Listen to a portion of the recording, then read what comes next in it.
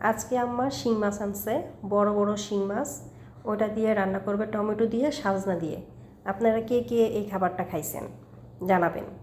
আম্মা দেখেন সহজ পদ্ধতি, অনেকগুলো সাজনা একবারে বেছে হালকা একটু ভাপ দিয়ে ফ্রোজেন করে রেখে দিছে। এখন রান্নাটা খুব সহজেই হয়ে যাবে। তো আর আনছে হচ্ছে কলমি শাক, পালং শাক একসাথে এভাবে কুচি করে রাখছে, চিংড়ি মাছ দিয়ে রান্না করবে। আর আমি হয়েছি আজকে কাজের বুয়া, বাসা আমার যে ফার্নিচারগুলো আছে ওগুলো মোছামুছি করতেছি। আর অনেক ধুলা পড়ে আছে, কারণ যেহেতু সময় পাই না, এগুলোর উপরে মনে হচ্ছে অনেক মোটা হয়ে ধুলা পড়ছে। কিছু কাপড় চোপড় ধোয়া হয়েছে, ওগুলো শুকাইছে, ওগুলো ভাঁজ করতেছি। আর ঘরের একটু পরিষ্কার করতেছি। একটা সাক্ষাৎ একটা কাজের বেটির মতো লাগতেছে আমাকে আজকে। আর কিছু কিছু মানুষ আমার ভিডিও দেখে আবার বলে আমি নাকি ঘরে এমনিতেই হাঁটি, শরীরে কাপড়ও থাকে না ঠিকমতো। কিন্তু এত ৪৫ ডিগ্রি রোদের মধ্যে কে মাথায় এভাবে কাপড় দিয়ে ঘরে কাজ করবে বলেন? কাপড় রোদ দিতে আসছি, এখন দেখি এই জোড়া কবুতর ওরা এই এসির ভিতরেই বাসা বানায় থাকে, একদমই ৯ তলার উপরে। ভালো না ওদের অ্যাপার্টমেন্টটা? সুন্দর লাগলো। বাইরে তো প্রচুর রোদ, আমি আসছিলাম কাপড় শুকা দিতে, এসে দেখি তাদেরকে। যেটাই হোক, ঝটপট করে কাজ শেষ করলাম। আর এই দেখেন আজকে ম্যাডামকে কি সুন্দর লাগতেছে। ম্যাডাম আজকে সেই সেই লেভেলের ২ আয়না দেখতেছে আর সাজতেছে। এই পাশ থেকে ওই পাশ থেকে আমাকে কীরকম দেখা যাচ্ছে দেখেন তো, পুরাই ম্যাডামের মতো না? আমি একটু সাজুগুজু করতেছি দাঁড়ায় দাঁড়ায়। অফিসে যাওয়ার আগে নামাজ পড়ে নিলাম, নামাজ পড়ে এখন একটু রেডি হয়ে নিচ্ছি। যেহেতু আমি ডায়েটিংয়ে আছি আর চেষ্টা করতেছি একটু ডায়েট করে শরীরটা কমানোর জন্য, প্রচুর মোটা হয়ে গেছি। এর জন্য আমি এখন কিছুই খাই নাই।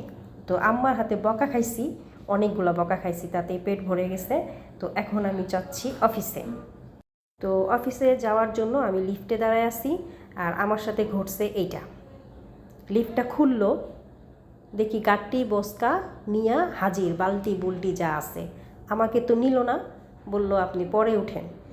কি একটা অবস্থা দেখেন। এমনি কিন্তু আমার দেরি হয়ে গেছে, তারা আমাকে একটু নিলে কি হইতো? একদমই বেশি বেশি তো জায়গাও ছিল, তারপরেও নিল না। ভালো করছি, একটা ভেঙচি দিয়ে দিছি, কিন্তু ওরা দেখে নাই। যেটাই হোক, এখন আমি কিছুক্ষণ দাঁড়ায় আছি, ওরা গেছে একদম ১০ তলায়। আমি এতক্ষণ দাঁড়ায় থাকবো? আমার অলরেডি দেরি হয়ে গেছে।